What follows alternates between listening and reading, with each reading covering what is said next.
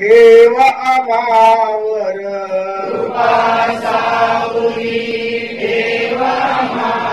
प्रेमाचा जवळी सागर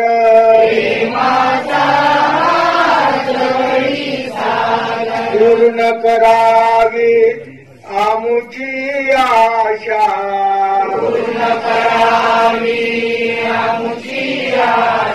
वंदन आमुचे तुझ विनाशा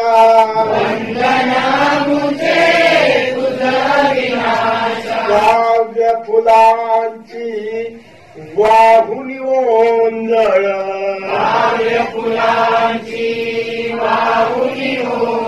अर्पी तुझला बालक मंडळ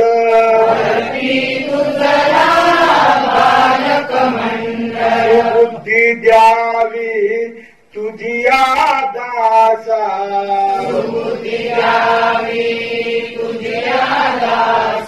वंदन आमुचे तुझ विनाशा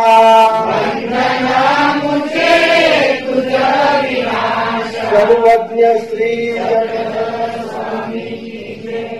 नमो चक्रधरा नमो योगेश्वरा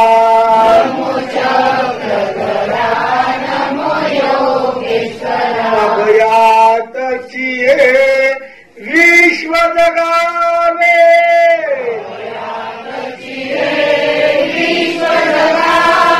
प्रसन्न व्हावे जन हे आगवे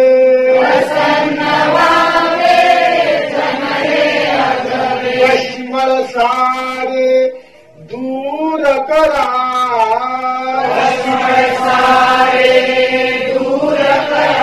नमो चक्रधरा नमो योगेश्वरा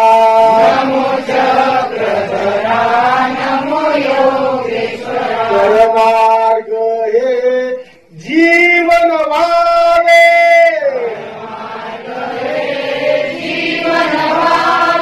मंगल मंगल हृदय आवे परम प्रीती या विघरा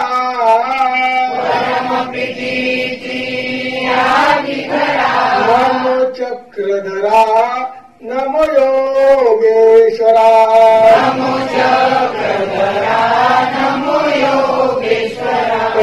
परज्ञानाचे करण्या मंथन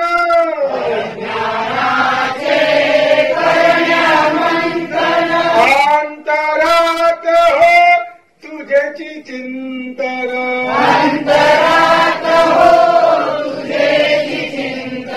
भक्तीने उद्धार करा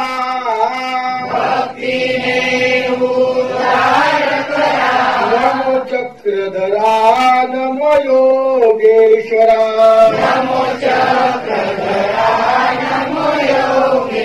सर्वज्ञ श्री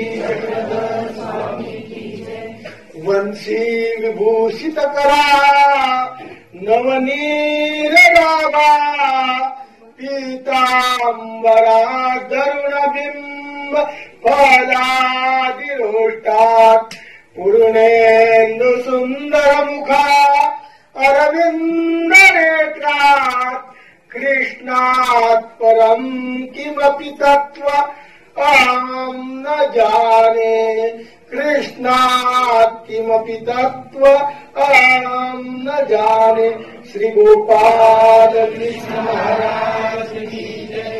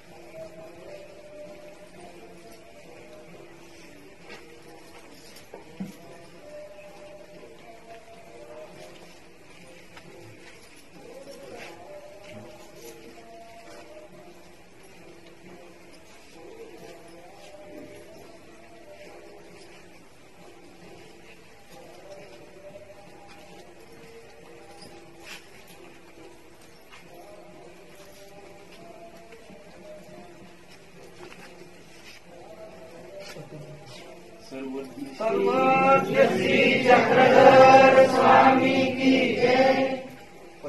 पुष्पम फलम तोयं यो मे भक्ता प्रयच्छति। श्री दत्तात्रेय महाराज की जय।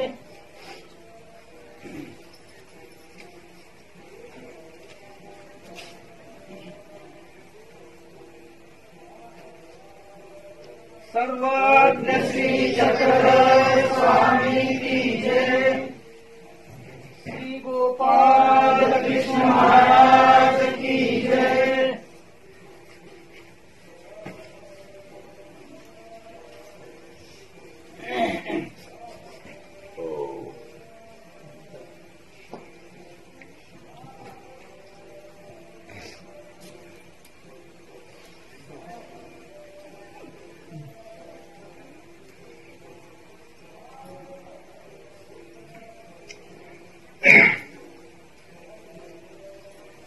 सतरा 4/2019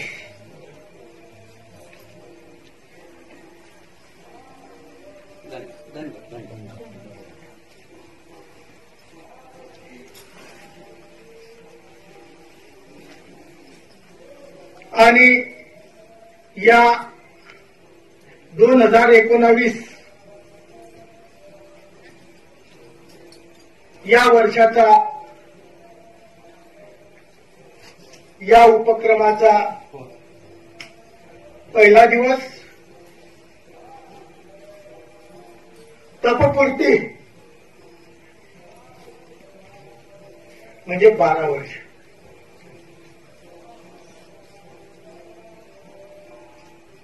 बारा वर्षापासून चालत असलेला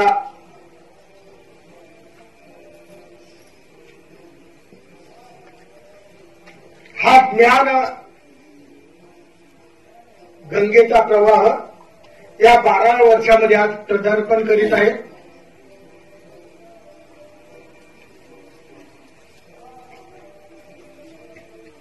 बारा वर्षात बऱ्याच प्रकारचं ज्ञान आपण श्रवण केलेलं आहे.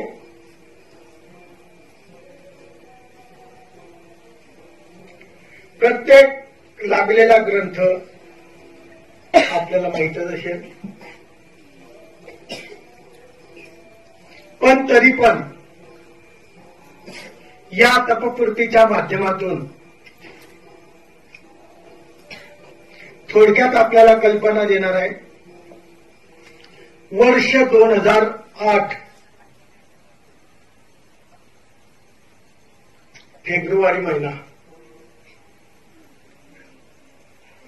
आज या फेब्रुवारी महिन्यामध्ये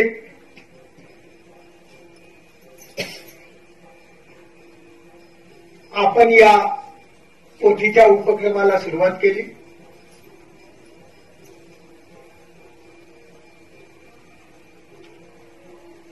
या ठिकाणी परमादरणीय पूजनीय सतीश दादाजी यांच्या माध्यमातून मला आमंत्रण मिळालं.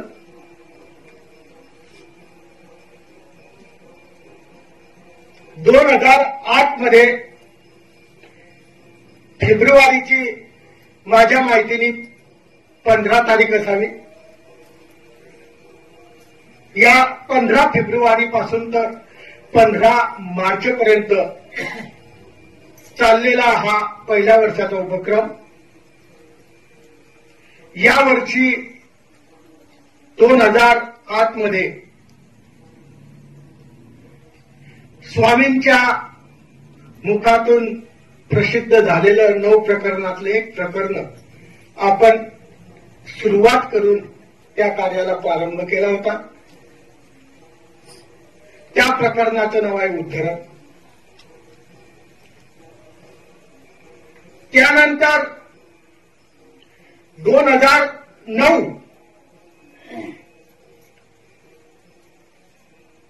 यावर्षी स्वामी चक्रहांच्या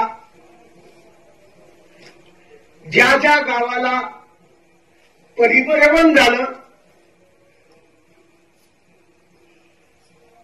त्या त्या गावाला माईन भट्टांनी जाऊन अतिशय कष्टाने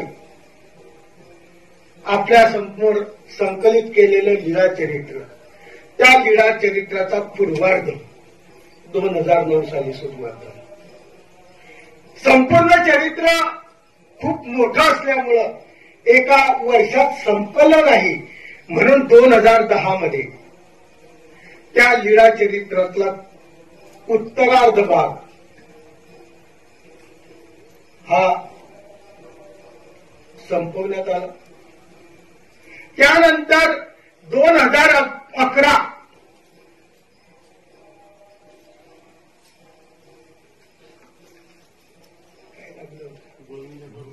गोविंद प्रभू चरित्र आणि त्याच्या जोडीला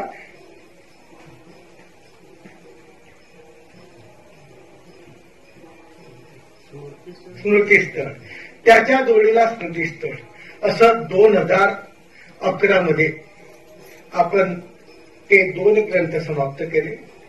2012 मूर्ती प्रकाश अर्धा भाग,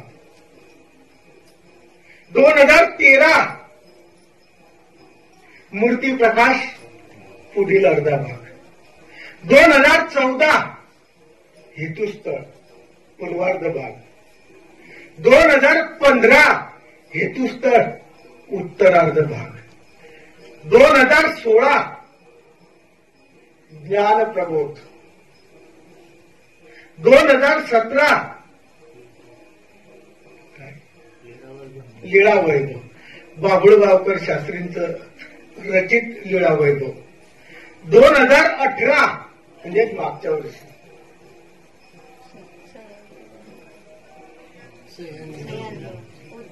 सह्याद्री वर्णन आणि उद्धव गीता अशा प्रकारचं 11 वर्ष आपले संपूर्ण झाले आणि 12व्या वर्षाचा पहिला दिवस. 12 वर्षात 11 वर्षात भरपूर ग्रंथ ऐकले. आता हे 12वं वर्ष आहे, काय लावावं काही सुचत नव्हतं, कारण सर्व ग्रंथ आपल्या पाठ आहे. आणि स्वामी चक्रांचं एक आचारपर सूत्र आहे की 12 वर्ष परीक्षा. पहिले 3 वर्ष तामसाची परीक्षा पाहावी, 6 वर्ष राजसाची परीक्षा पाहावी आणि 12 वर्ष सात्विकाची परीक्षा पाहावी. अशा 3 परीक्षेमध्ये उत्तीर्ण जो होईल त्यानंतर पुढे काय करायचं, आपला प्रवास चालू ठेवायचा. म्हणून हे 12व्या वर्षात आपण पदार्पण करत आहे आणि दरवर्षी आपण या पोथीचा कार्यक्रम अत्यंत आनंदाने परिपूर्णाने आपण करत असतो, उत्साहाने करत असतो. परंतु मला असं वाटतं श्री चक्रधर गुरुकुल संस्कृत महाविद्यालय फैजपूर आपल्याला सर्वांना कल्पना आहे. जोपर्यंत सुरुवात झालेली होती तेव्हा माझ्याकडे ती जबाबदारी नव्हती, पण त्याच्यानंतर अर्ध्यात म्हणजे 2010-11 पासून ती जबाबदारी माझ्याकडे आल्या गेली. परंतु काय झालं, श्री चक्रधर गुरुकुल संस्कृत महाविद्यालय फैजपूर अत्यंत जीर्ण झालं आणि जीर्ण झाल्यामुळं त्याची नवीन उभारणीसाठी जवळजवळ या वर्षामध्ये मला खूप बिझी राहावं लागलं आणि इथून पुढं ते नवीन झाल्यामुळं ते सुरळीत चालावं म्हणून त्यालाही वेळ द्यावा लागेल. म्हणून माझ्या इच्छेने आपल्या समोर सांगतो की कमीत कमी आता 12 वर्ष आपण झाले. 12 वर्षात आपण या ज्ञानगंगेत नावून निघालो 2-3 वर्ष आपण जर गॅप दिला तर परत उत्साह निर्माण होईल आणि परत पुढच्या मार्गाला आपण लागता येईल. म्हणजे बंद झालं म्हणजे कायमचं बंद झालं असं नाही म्हणत मी, परंतु 2-3 वर्षासाठी बंद केल्यानंतर परत हा उत्साह परत निर्माण व्हावा अशी माझी इच्छा आपल्यासमोर मी व्यक्त करतो. आणि हे 12वं वर्ष आहे, हे आपण आनंदाने करायचं. यानंतर मला वाटतं खूप खूप खाल्लं की काय होतं, अजीर्ण होतं.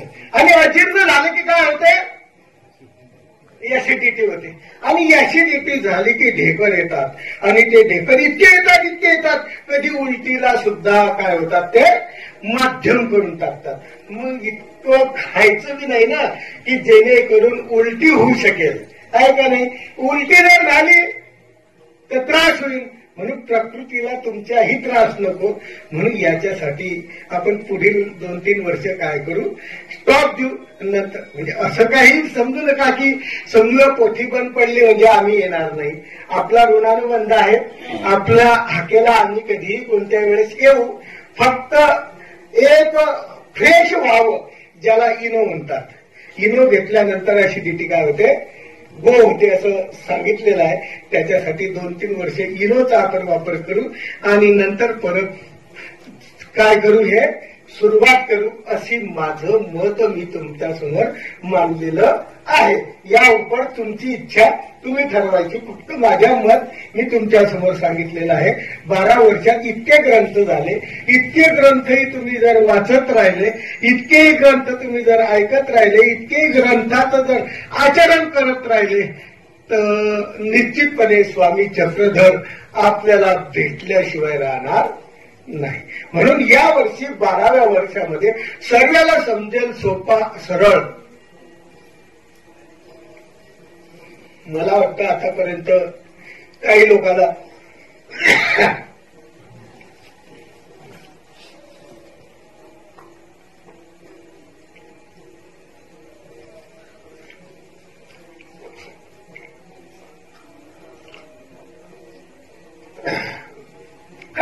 त्या ग्रंथाचं नावही माहीत नाही. असा ग्रंथ आपण यावर्षी सुरू करणार आहे. अध्याय 30 आहे आणि अतिशय सोपा, अतिशय सुंदर, अतिशय गोष्टीरूप आणि त्याच्यातून खूप मोठं सांगितलेलं, त्याला म्हणतात सिद्धांतबोध.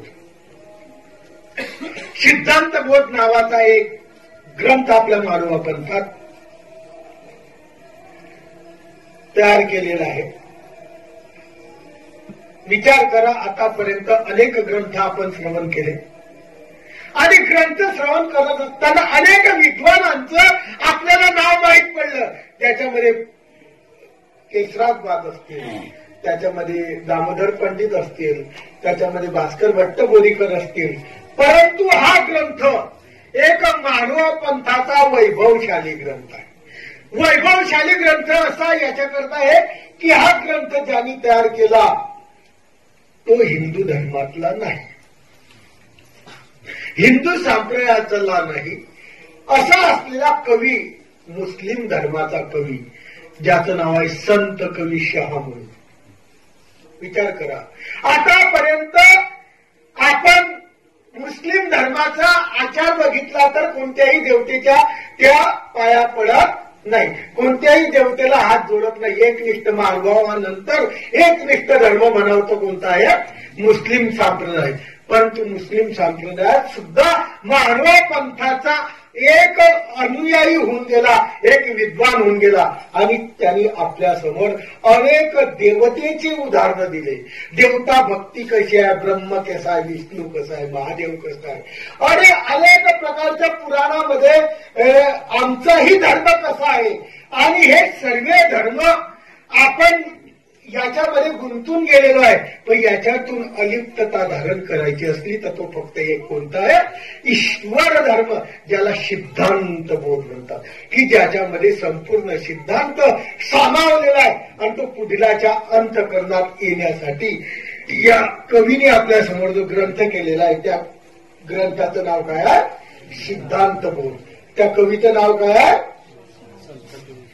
संत कवी शहामुनी विरचित सिद्धांत बोध. हा ग्रंथ 50 अध्याय आहे, याच्यामध्ये एकूण 50 अध्याय. परंतु योग असा नाही म्हणत आहे की ज्याप्रमाणे एखादा जर वडील विद्वान असला तर पोरगा तसाच निघेल हे सांगता येत नाही. पोरगा वाम मार्गालाही निघून जातो. वडील चांगले असतात, पोरगा खराब निघून जातो. या कवीने 30 अध्याय केलेले आहे आणि 30 अध्याय केल्यानंतर या कवीचा अंत झाला. पुढचे 20 अध्याय त्याच्या मुलाने केले. शहामुनीच्या मुलांनी पुढचे 20 अध्याय केले. याच्यात नाही, फक्त आपल्या मानवा पडता ते 30 अध्याय आहे. त्या 20 ग्रंथामध्ये त्यांनी खिचडी केली. खिचडी समजते ना आपल्याला, कालवा कालव म्हणजे मिश्र भक्ती त्याच्यात केली. म्हणून या कवीचे फक्त आपण पहिले 30 अध्याय घेत असतो आणि या 30 अध्यायामध्ये त्यांनी अनेक प्रकारचं वर्णन केलेलं आहे आणि वर्णन केल्यानंतर रचना वेगवेगळ्या केलेल्या आहेत. वेगवेगळ्या ग्रंथामध्ये वेगवेगळं माहिती त्यांनी दिलेली आहे. हा असा 1 ते 30 अध्यायामध्ये असा असलेला हा सिद्धांत बोध ग्रंथ, हा सिद्धांत बोध ग्रंथ त्या शहामुनीने कुठं केलेला आहे तर आपल्या स्वामींचं एक स्थान आहे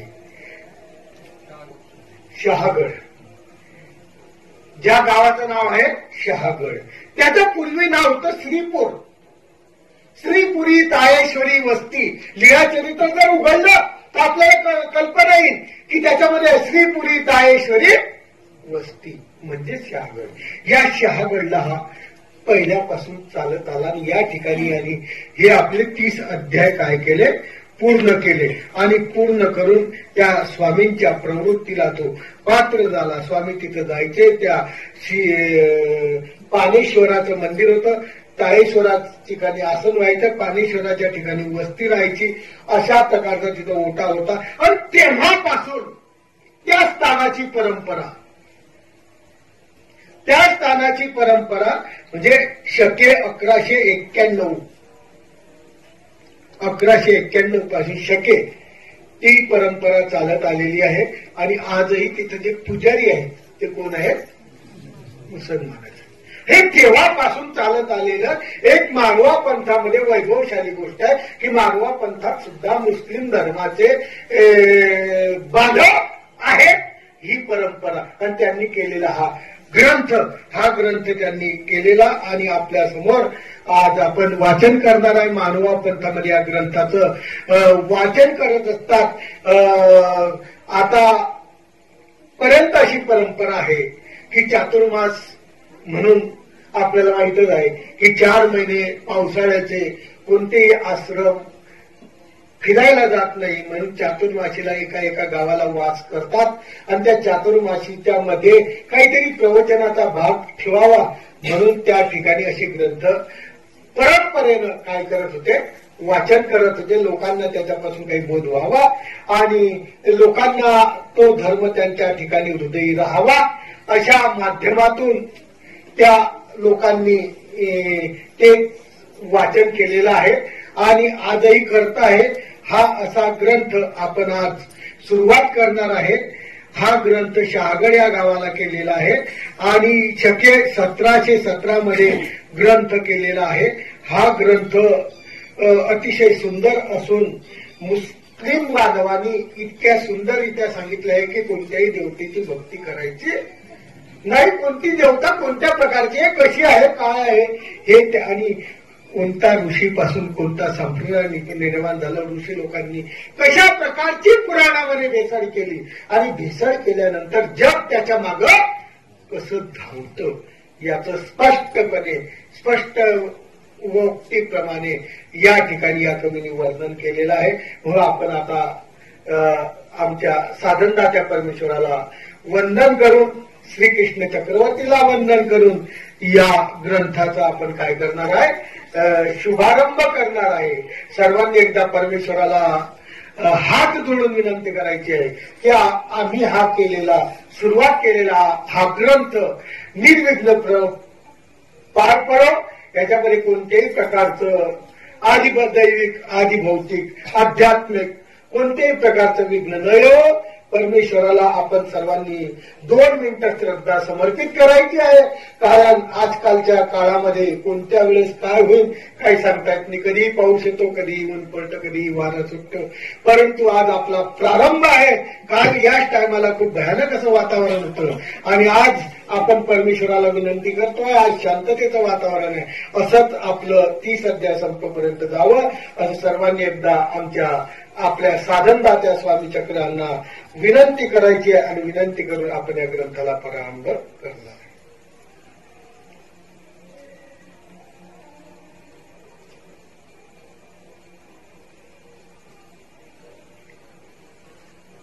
सर्वज्ञ श्री चक्रधर स्वामी की जय. गोपाल कृष्णाय नमः. ओम नमो निर्विकारा परमपुरुषा परमेश्वरा. जगदीशा जगन्निवासा अचळा अढळ अमळ विश्वा. द्वैत अद्वैता परमेश्वरा. स्वयंभ स्वयंप्रकाशा.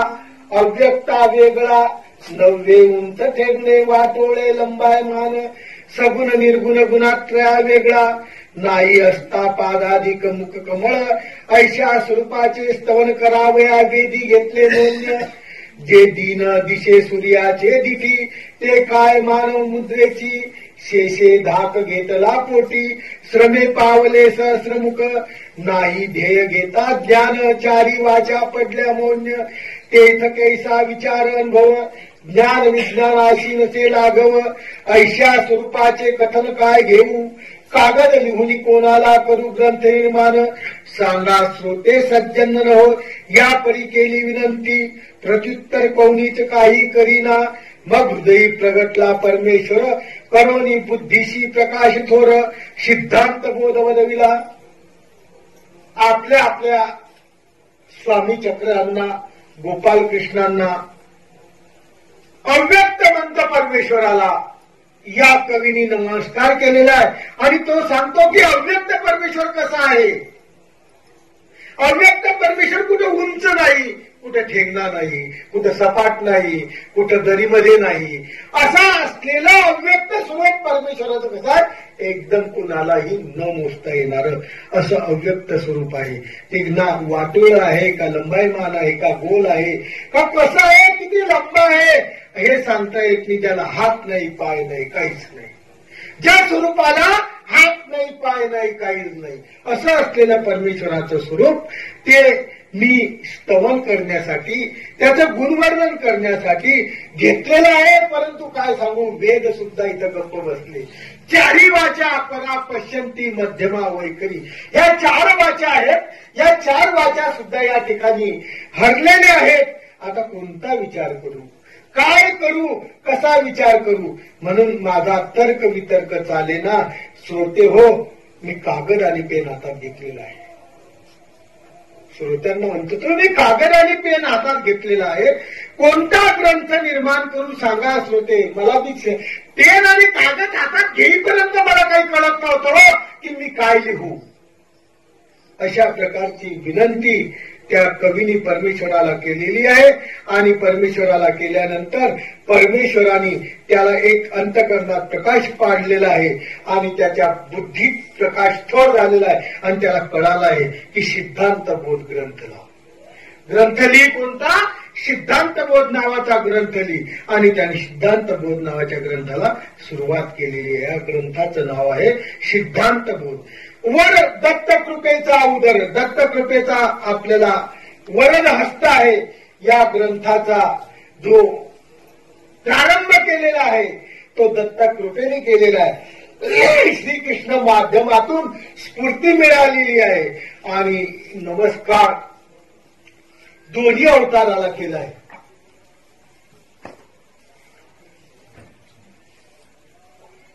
दोन्ही अवताराला नमस्कार केलेला आहे. आणि नमस्कार केल्यानंतर मी आता या ग्रंथाचं जे शुभारंभ आहे तो करतो आहे. म्हणून त्यांनी सुरुवात केलेली आहे की अशा प्रकारचे जे परमेश्वर आहे, सर्वेश्वर आहे, जे शास्त्राचे निर्माण करते परमेश्वर आहे, त्यांना मी परत परत वंदन करतो. आणि वंदन करून या ग्रंथाला काय करतो, शिकून. या जगामध्ये पाखंड भरत आहे. पाखंड म्हणजे खोटं, पाखंड आहेत. याच्यामध्ये पाखंडाच्या मागे धावणारे लोक भरपूर आहेत.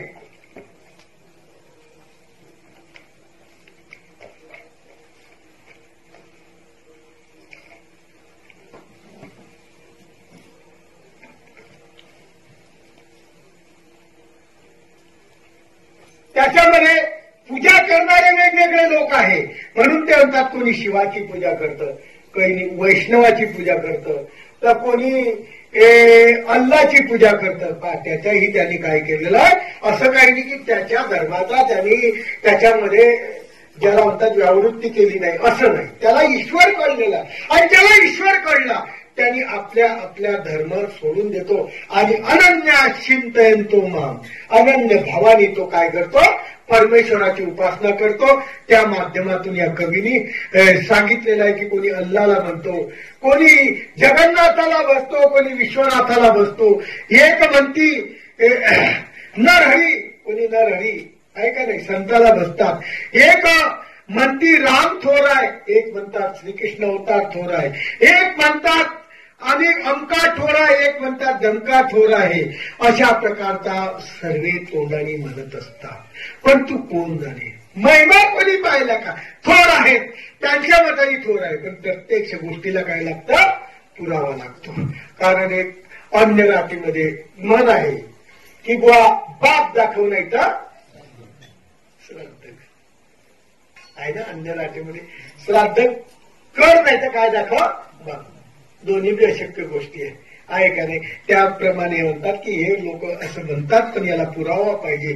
आणि तो पुरावा म्हणून ते म्हणतात, कोणी खळोबा म्हणतात, कोणी विळोबा म्हणतात, कोणी नरसोबा म्हणतात. इतक्या देवता सांगितल्या याच्यात की आपल्याला सुद्धा तितक्या देवता माहिती. 81 कोटी 1.25 लक्ष 10 देवता आपल्याला माहित आहे.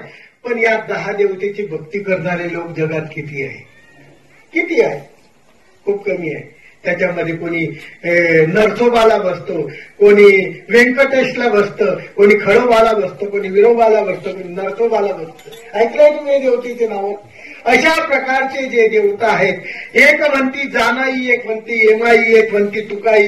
काय काय देवतेचे नावं त्यांनी सांगितलेले. एक म्हणती सटवाई, माहित आहे, बायांना माहित आहे सटवाई.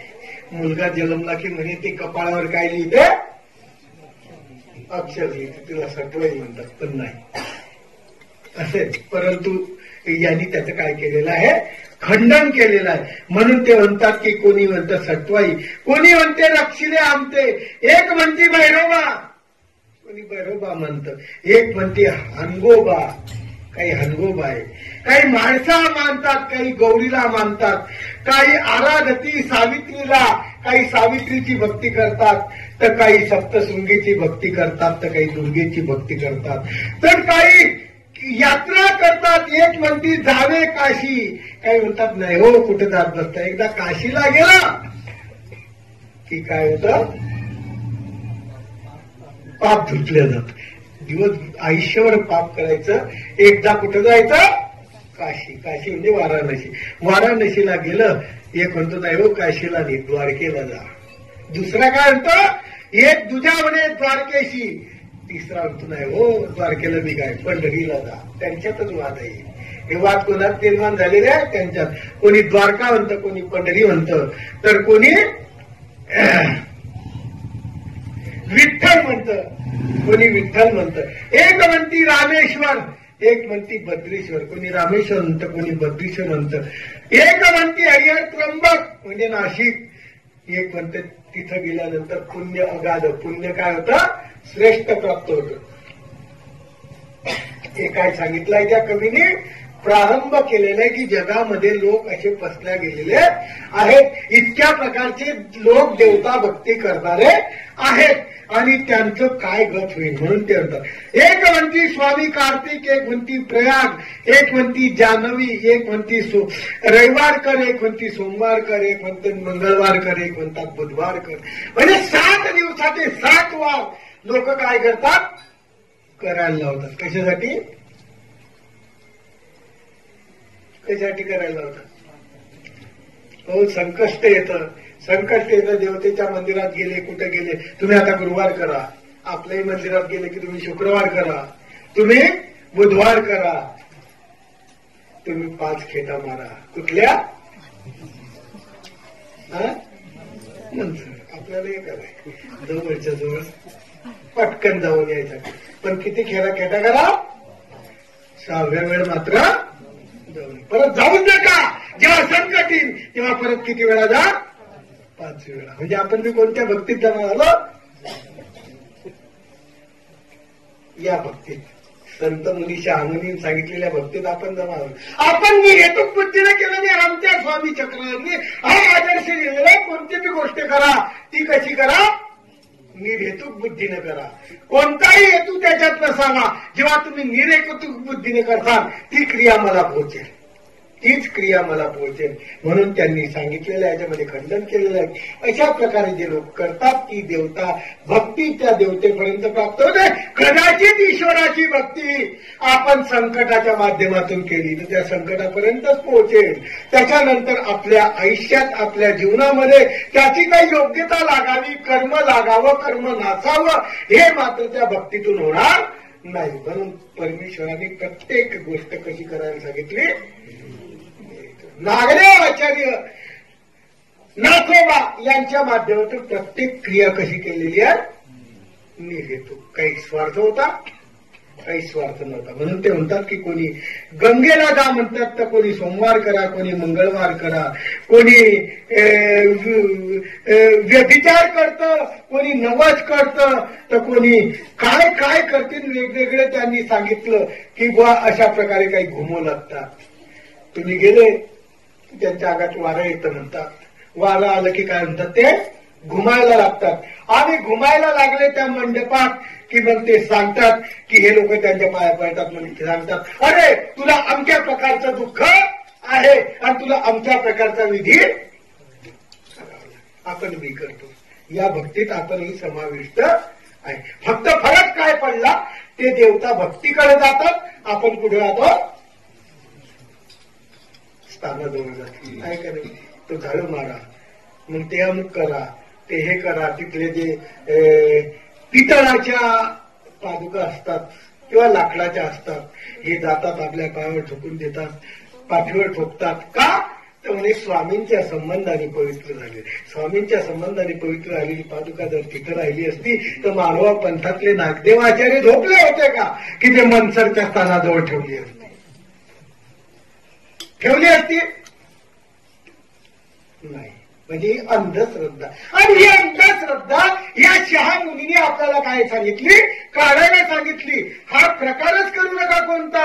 एकीच्या संबंधा गेले ते तुले ओटे गोटे आग करून तुम्हा नमस्कारणी एकेका. फक्त तुम्ही ओट्या गोट्याचं काय करा, नमस्कार करा. स्वामींच्या पवित्र सेवा संबंधात माझा दंडोत निर्हेतुक भावनेने हे वंदन करा.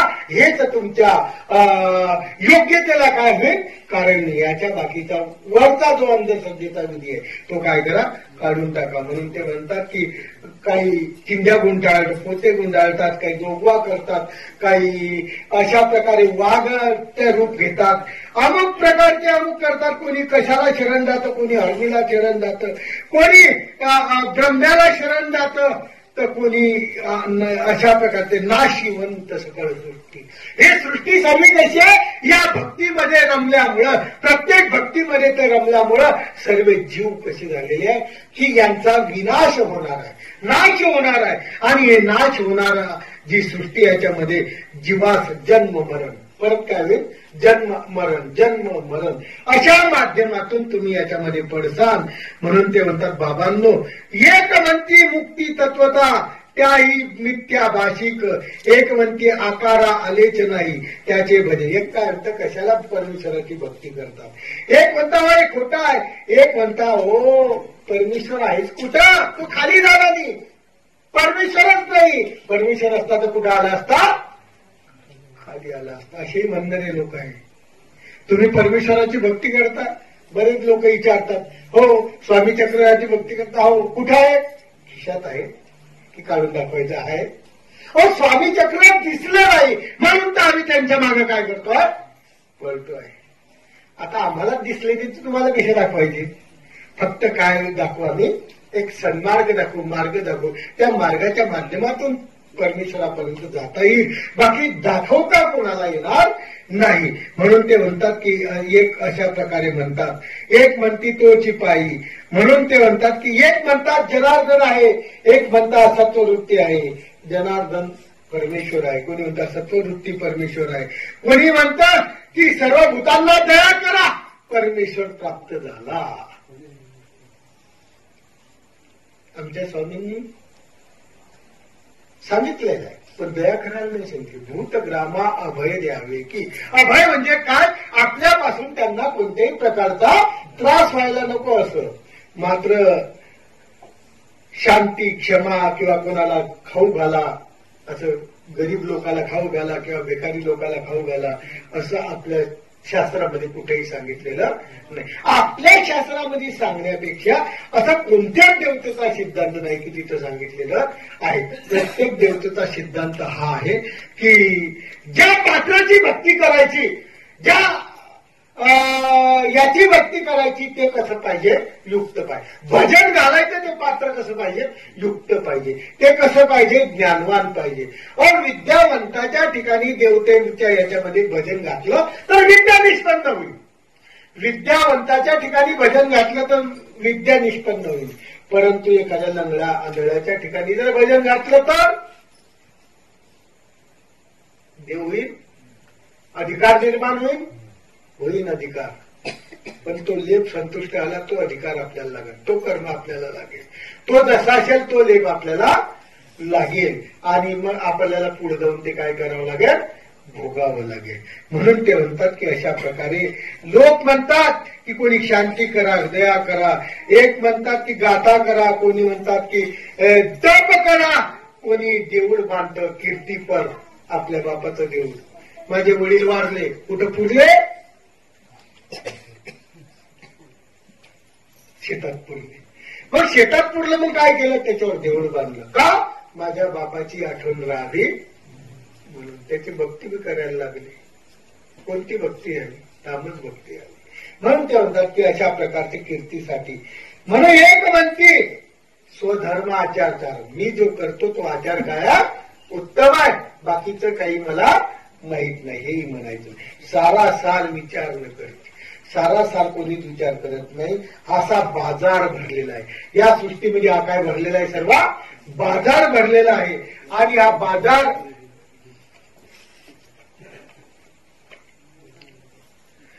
सर्व गलबला म्हणजे गोंधळ झालेला आहे. आणि गोंधळ झाल्यामुळं खरं आणि खोटं कोणालाच कळत नाही. बाजारात गेल्यानंतर खूप कलकल राहते, खूप दगदग राहते. आणि अशा बाजारात जे काही हुशार आहे त्यांनाच कळते की काय घ्यावं. नाही तर काय होतात, काही खरे आहे, काही खोटे आहे. खरं काय आहे, खोटं काय आहे, चांगलं काय आहे, वाईट काय आहे, हे काही सर्वसाधारणाला कळत नाही. त्याच्यामुळं काय होतं की अशा प्रकारच्या बळी पडतं. आणि बळी पडल्यानंतर आपलं जीवन बर्बाद होतं. म्हणून ते म्हणतात की हे जे आहेत असं ज्ञानी अशी न रुचे. जो ज्ञानी आहे, ज्ञानी म्हणजे ज्याला जीव, देवता, प्रपंच आणि परमेश्वर चार पदार्थाची जाणीव झालेली आहे, असा जो ज्ञानी आहे त्याला न रुचे. तो अशा बाजारात कधीही आपलं दुकान मांडत. आणि अशा बाजारात दुकान मांडल्यानंतर गिऱ्हाईक सुद्धा चांगले भेटत नाही. म्हणून तो म्हणतात की ज्ञानी अशी न रुचे. या अशा बाजारातली प्रत्येक भक्ती म्हणा ती ज्ञानियाला कोणाला आवडते, म्हणजे अज्ञान अशी आवडे. हे भक्ती कोणाला आवडते, अज्ञानाला. जो अज्ञान आहे, ज्याला काही कळतच नाही, त्याला प्रत्येक गोष्ट काय वाटते, चांगली वाटते म्हणून अज्ञानाची आवड. आधीच मोह भ्रमे व्याकुळ, मोहात अंधात तमात तो काय झालेला आहे, व्याकुळ झालेला आहे आणि सर्वदा करी विषयासाठी तळमळ. आज कुठे भेटल, उद्या कुठे भेटल, परवा कुठे भेटल, अशा माध्यमातून तो काय करतो, अज्ञान त्या पाठीमाग पळतो आणि त्याचं हे अशी आत्मशांती जी आहे ती आत्मसुखाची प्राप्ती त्याची काय होते, विसरून जाते. आणि विसरून गेल्यामुळं काय होतं की काय झुंजावं, कुठं करावं आणि काही कळत नाही. जसं गोष्ट होते नपुसकाची या भूषणा, शैनी प्रेरली सुंदांगना, मृगजळ देखुनी नैना तृषा काय हरेल. नपुसक माणूस आहे, त्याने खूप मोठे अलंकार घातले आणि त्याच्याजवळ एखादी सुंदरी जावं, जाईल का, जाणारच नाही, कारण तो काय नपुसक आहे. तशा प्रकारची कंडिशन आपली होऊन जाते. म्हणून ते म्हणतात की वा अशा प्रकारचं आपली तारांबळ होते आणि तारांबळ झाल्यामुळे आपली जीवनामध्ये वाट चुकते. म्हणून ते म्हणतात काही लोक तीर्थ करतात, काही लोक क्षेत्राला जातात, काही लोक मरकटासारखे, मरकट समजतं कोणाला म्हणतात मरकट, माकडाला मरकटासारखे म्हणजे माकडासारखे. माकड कसा या झाडावरून त्या झाडावर, त्या झाडावरून त्या झाडावर काय मारतो, उड्या मारतो. त्याप्रमाणे या जगात प्रपंचात बाजारात बसणारे लोक माकडासारखे आहेत. माकडासारखे म्हणजे आज ही भक्ती, 15 दिवसांनी ती भक्ती, त्याच्या 15 दिवसांनी तो उपास, त्याच्या 15 दिवसांनी तो उपास. जसं ते वानर या झाडावरून त्या झाडावर मारतात, तसा हा प्राणी म्हणजे मनुष्य मरकटासारखा भक्ती करायला लागतो आणि याच्यावरून त्याच्यावर उड्या मारतो. कोण देईल, देवता काही फळ देतील का. कोणत्या याच्यामध्ये लिहिलेलं आहे की देवतेनी सगळ्या देवतेची भक्ती करा, मी भक्ती काय नाही. 4 युगाचे 4 बैरात सांगितलेले आहे. बैरात सांगितल्यानंतर आजच्या युगामध्ये जर द्वापार युगातला बैराग आचरला तर देवता फळ देईल. कारण उच्च बैराग द्यायला पाहिजे ना. खालच्या देवतेचा बैरागापेक्षा यज्ञ बैराग काय श्रेष्ठ आहे, मग द्यायला पाहिजे का नाही देवतेने फळ.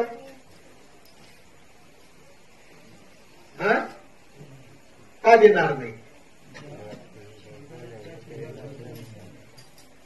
अहो विचार करा, ज्या युगाचा त्या युगात बैराग याच्याकरताच नेमून दिलेला आहे, परंतु वरच्या युगाचा बैराग खालच्या युगात आचरण्या इतकं माणसाचं आयुष्य आहे का. हा सगळ्यात मोठा विचार आपल्याला करावा लागेल की पंडू राजासारखा द्वापार युगात जन्मून त्याच्याकडून 100 यज्ञ झाले नाही. किती आले. श्रीकृष्ण चक्रवर्ती पांडवाचे पाठीराखे असून त्या पांडवाच्या वडिलाला देवतेने कशात दाबलं, म्हणजे जडत्वात दाबलं. श्रीकृष्ण चक्रवर्तीचा वडा जास्त पांडवांना. आणि स्वामींनी सांगितलं जे ती देवाची या माता पित्रा ते जी भक्ताची या देवाच्या माता पित्राला जे फळ होतं ते भक्ताच्या माता पित्याला होतं. आणि या भक्ताच्या माता पित्या कशात होता, जडत्वात होता. काय का नाही का, तर बैर्याग पूर्ण झाला नाही. त्या युगात जर तो बैर्याग पूर्ण होत नाही तर देवता फळ देत नाही. या युगात होईल का. म्हणून ते म्हणतात की बाबांनो एक निष्ठक भक्ती ज्याही संप्रदायाची असेल त्यांनी त्याची करावी तरच ती देवता फळ देईल. प्रल्हाद लोक उदाहरण देतात, पण प्रल्हादाची भक्ती त्यांच्यानुसार जर तुम्ही विचार केला की प्रल्हादाने एकच निष्ठ भक्ती केली आहे का नाही. कोणाची, बदलली का त्याची. त्याचा भाव फक्त त्या देवतेच्या भावात सामावला नाही म्हणून वर गेला असा तो त्याला कळाला नाही, तो त्याला कळाला नाही. पण तो शेवटपर्यंत मरेपर्यंत त्याने कोणाची भक्ती केली, बदलवली नाही. नाहीतर आपत्ती आली त्याला. भक्ती करताना आपत्ती आली का, मग बदलवायला पाहिजे होती की नाही. आपली कंडिशन थोडी आपत्ती आली की आपण काय होतो, बदलून जातो. मागची गुप्तेची लोक सुद्धा काय करावं इतक्या खेटा केल्या 5 पण काम काही पुरं झालं नाही. त्यामुळे आता काय केलं, फेटरी आणि येरल्याच्या मध्ये एक मंदिर आहे, 19 तारखेला याची जयंती आहे, तिथं जायला लागलो आम्ही. काय काय बोलताय म्हणजे अशा प्रकारचं आपली भक्ती ही हे नसावी म्हणून त्यांनी सांगितलं की बाबांनो अशा प्रकारे तुम्ही हे करा आणि हे करून हे कर. ते म्हणतात भक्ती करत असताना प्रत्येक देवतेची भक्ती करत असताना ते पिंजऱ्याप्रमाणे आहे. पिंजऱ्याप्रमाणे म्हणजे त्याच्यामध्ये गुंतून राहावं लागतं. आयुष्यभर तीच भक्ती शेवटपर्यंत काय लागते करावं लागते. पिंजरा आहे पोपटाला आणि पोपटाला पिंजरा आहे तोही सोन्याचा आहे. कशाचा आहे? सोन्याचा. सोन्याचा भाव काय आहे? 32,000. खूप मोठा पिंजरा आहे, सोन्याचा आहे, त्याच्यामध्ये पोपट आहे. पिंजरा आहे सोन्याचा, पोपट आहे. त्या पोपटाला विचारा तू सुखी आहे का? आहे का? बंधन आहे. त्या पोपटाला काय आहे? पिंजरा जरी सुवर्णाचा असला तर बंधन आहे. तशी देवता भक्ती, तशी देवता भक्ती पिंजऱ्याप्रमाणे. मायेचं फळ सगळ्यात श्रेष्ठ आहे. मायेचं फळ देवतेमध्ये सगळ्यात श्रेष्ठ आहे. पण ते कसं आहे? बंधनकारक आहे. म्हणजे तिथं गेल्यानंतर तुम्हाला मुक्ती नाही, अटकले. सुख आहे पण त्याच्यात काय आहे? सोन्याचा पिंजरा आहे बाहेरून, त्याच्यामध्ये तुम्ही काय अटकून आहे. त्याच्याप्रमाणे ते म्हणतात की देवता भक्तीमध्ये असा प्रकार आहे सोन्याच्या पिंजराप्रमाणे की त्याच्यामध्ये हे आहे. परंतु पडो घातला श्रीकृष्ण अक्षरा, काय बोध उपजेल पामरा. ओ श्रीकृष्णाचा विचार कधी केला का?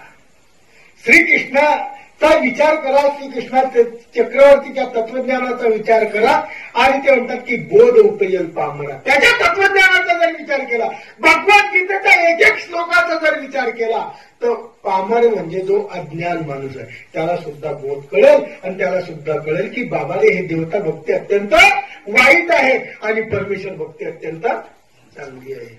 श्रीकृष्णाची भक्ती करत असताना आपल्याला त्याचं तत्वज्ञान काय करावं लागेल?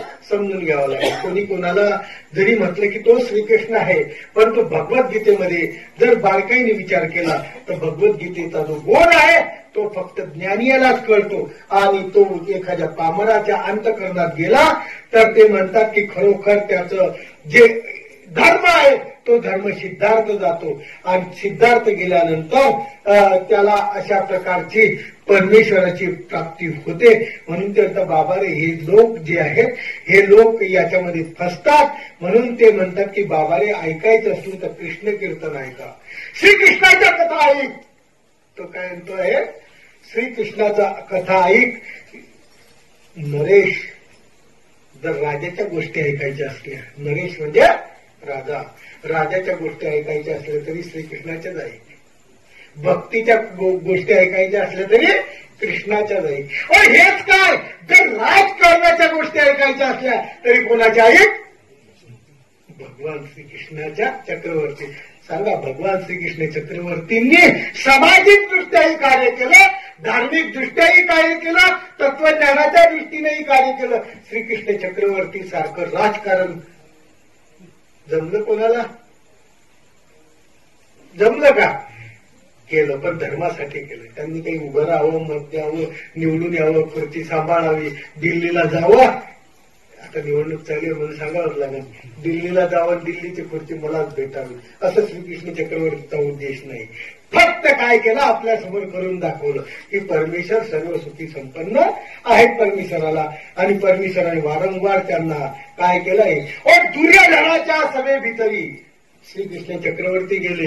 त्यांना वाटत होतं की हे तरी कदाचित दुष्कृत्याने वाईट झालेले आहे, पण यांना नरकाला जाऊ नाही. किती परमेश्वर दयाळू माळू की त्या श्रीकृष्ण चक्रवर्ती त्या दुर्योधनाच्या सभेमध्ये गेले. कशा करता गेले? त्या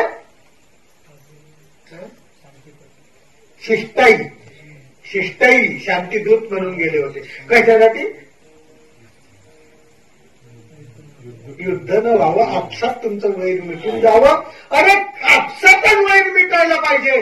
आणि हे वैर कारण कोणतंही वैर असो, आपण इथं वैर करणार, आपण इथं हेवादावा करणार, आपण इथं असा द्वेष मत्सर करणार, परंतु हा आपल्या जीवनामध्ये सफल होईल का? याच्याने जीवनामध्ये काही सोबत घेऊन जाऊ का? आपल्या जीवनात जे सोबत नेता येईल त्याचा विचार जीवनामध्ये करा.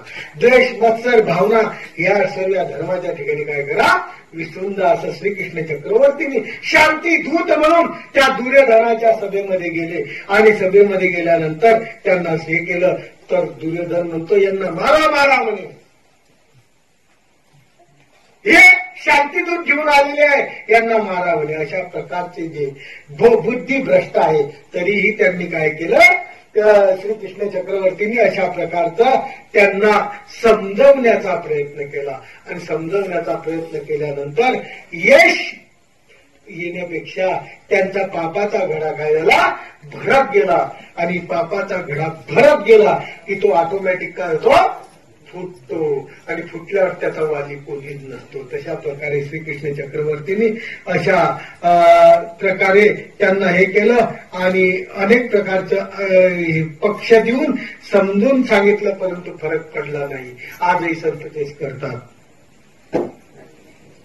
एका गावामध्ये श्रीमंत सावकार मनुष्य राहत होता. आणि श्रीमंत सावकार मनुष्य राहत होता, स्वतःला खूप धनवान, अहंकारी,